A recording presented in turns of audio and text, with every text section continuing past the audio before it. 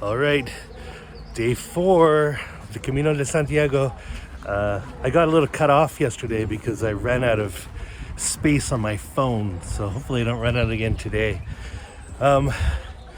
Yeah, Paul said I despaired even of life, but God allowed that pain and suffering to happen so that we depend on God and not on him. And I've been thinking a lot about desperation lately, and I'm reminded of when Jesus sent out the 72. He sent them out on this mission, but he stripped them down first. He's like, don't take any money. If you have 2 tunics, just leave but one behind.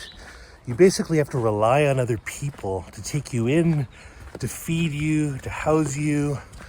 And wow, he took all of the things away from them that might make them think that they're somehow journeying under their own power.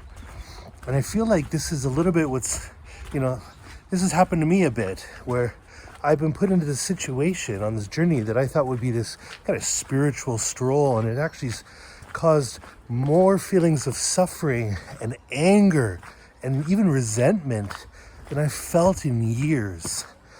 And at a certain point yesterday, I realized, it's because God wants me to rely on him.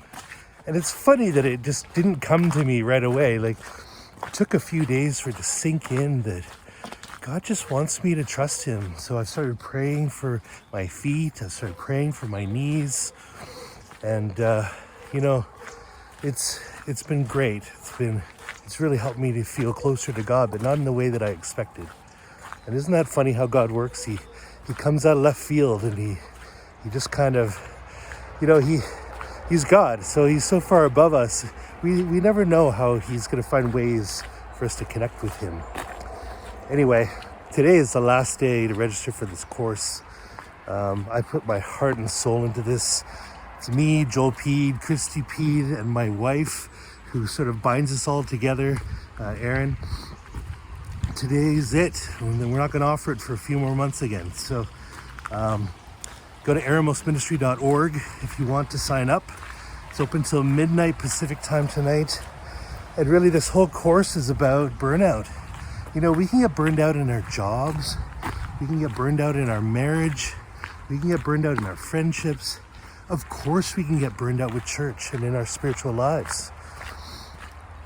I've found that there are a lot of scriptures that I have personally ignored during my entire Christian life, and yet they're so life-giving. And now that I see them, I can't unsee them.